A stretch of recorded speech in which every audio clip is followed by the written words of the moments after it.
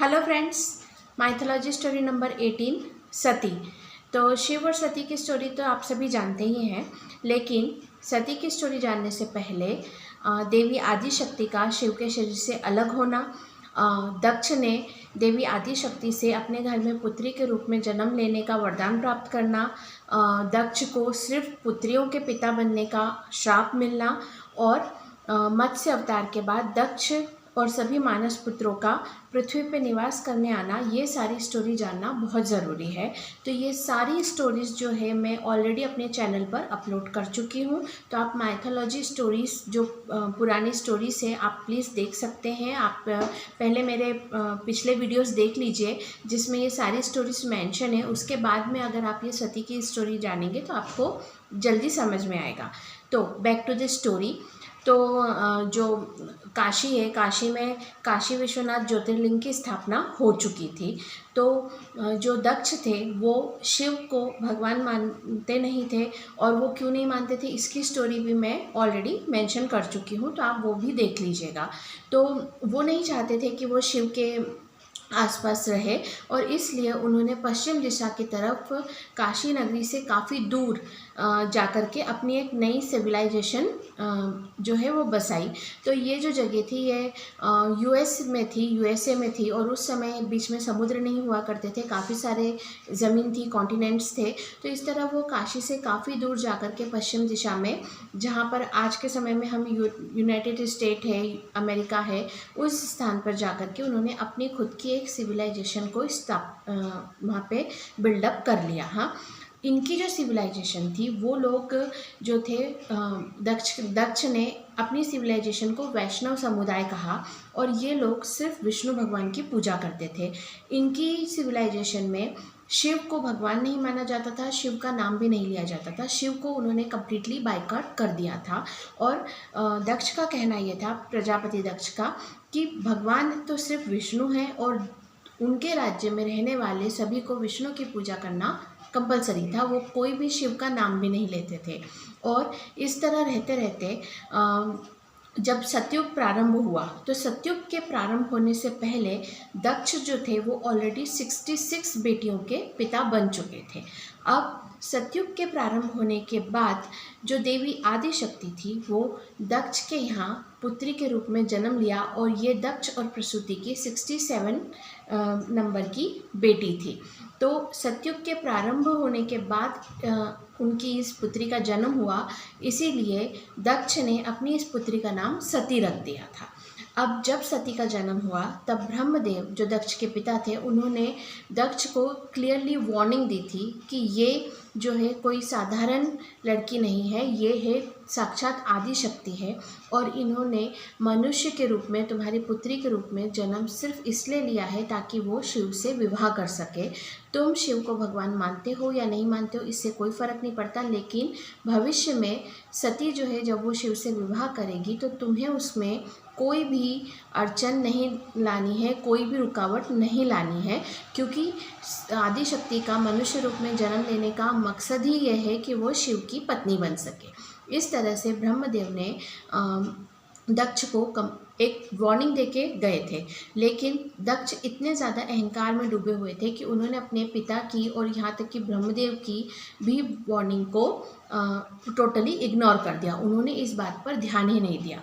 उनका जो मेन मकसद था, जो उन्होंने आदिशक्ति से वरदान लिया था कि आप मेरे घर पुत्री बन के जन्म लो, तो उनका जो मेन मकसद था वो ये था कि वो आदिशक्ति के जो है ना कॉस्मिक एनर्जी है, जो पूरे ब्रह्मांड की जो ऊर्जा है, उस कॉस्मिक एनर्जी को अपने अंडर कंट्रोल में करना चाहते थे।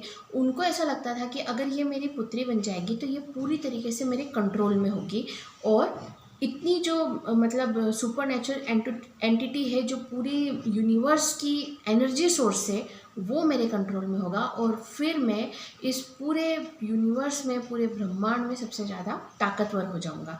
ये उनकी सोच थी, लेकिन ऐसा करना इतना पॉसिबल नहीं था, क्योंकि जैसा हम सोचते हैं वैसा इतनी इजीली तो होता नहीं है।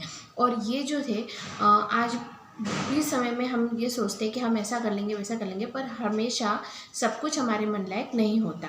तो अब जो थी सती, वो मनुष्य रूप में जन्म ले चुकी थी। तो जन्म लेने की वजह से वो अपनी ओरिजिन को कम्प्लीटली भूल चुकी थी। वो पूरी तरीके से भूल चुकी थी कि वो कौन है, क्या है। उन्हें सिर्फ इतना पता था कि मैं दक्ष और प्रसूति की सबसे छोटी पुत्री हूँ। और दक्ष जो थे, उन्होंने सती को बहुत ही ज़्यादा कंट्रोल में रखा था। मतलब वो कम्प्लीटली उस पर नज़र रखते थे, उसको वो क्या कर रही है, किससे मिल रही, क्या बात कर रही है, कहाँ जा रही है। और जो सती थी, सती को मतलब कुछ भी चीज़ करने की आज़ादी नहीं थी। वो पूरी तरीके से दक्ष उन्हें कंट्रोल करते थे।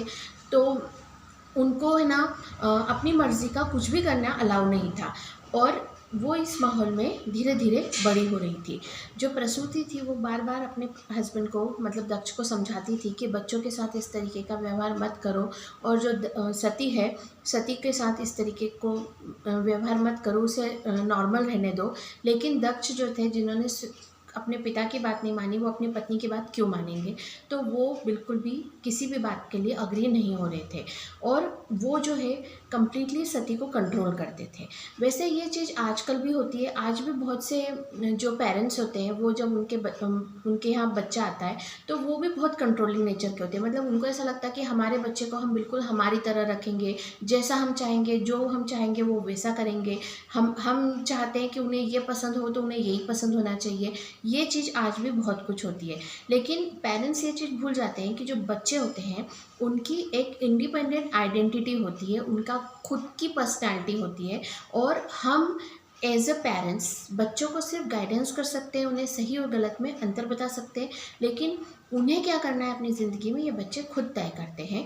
और जो पेरेंट्स इस बात को समझते हैं कि बच्चों की भी खुद की अपनी चॉइस है, खुद की आइडेंटिटी है, वो पेरेंट्स हमेशा अपने बच्चों को एक खुला माहौल देते हैं। उन्हें उनके हिसाब से, उनकी पसंद नापसंद का ख्याल रखते हुए उन्हें ज़िंदगी में फ़ैसले लेने देते हैं। लेकिन जो कंट्रोलिंग पेरेंट्स रहते हैं, वो आज भी अपने बच्चों पे शासन करने की कोशिश करते हैं, उनको पूरी तरीके से कंट्रोल करने की कोशिश करते हैं। और जिसका परिणाम ये होता है कि वो बच्चे अपने माता पिता से दूर हो जाते हैं। तो यही चीज़ दक्ष जो है वो सती के साथ कर रहे थे। अब सती जो है, उनको उन्होंने सिर्फ विष्णु भगवान का नाम सुना था, विष्णु भगवान की पूजा की थी। शिव का तो उन्होंने नाम तक नहीं सुना था। उन्हें तो कोई आइडिया नहीं था कि शिव क्या होते हैं। बट वो आदि शक्ति थी, वो शिव की पत्नी थी। तो उनके जो अनकॉन्शियस माइंड था, उस अनकॉन्शियस माइंड में तो शिव थे और वो जानती थी कि वो कौन है। तो जब वो धीरे धीरे यंग एज की होने लगी, तो जब वो रात में सो जाती थी, तो उनके सपने में उन्हें शिव दिखाई देते थे। उन्हें हर रात अपने सपने में शिव दिखाई देते थे। लेकिन वो ये समझ नहीं पाती थी कि ये कौन है, क्योंकि उन्हें पता ही नहीं था कि शिव क्या होता है, शिव का मतलब क्या होता है, वो भगवान है, कौन है। तो वो इस वजह से, और उनको जिस कंट्रोलिंग नेचर के साथ रखा जाता था, उस वजह से वो कभी भी किसी से पूछ भी नहीं पाती थी, क्योंकि घर में उन्हें खुला माहौल मिला नहीं था। और वो अपनी माँ तक से इस बात में डिस्कस नहीं कर पाती थी। तो ऐसा करते करते जो सती थी, वो यंग एज की हो चुकी थी। और यंग एज में भी उनको सपने में रोज़ शिव दिखाई देते थे। तो ये वाला वीडियो मैं अभी यहीं एंड करती हूँ। मिलते हैं इसके आगे की कहानी के लिए, मिलते हैं नेक्स्ट वीडियो में। Okay, bye.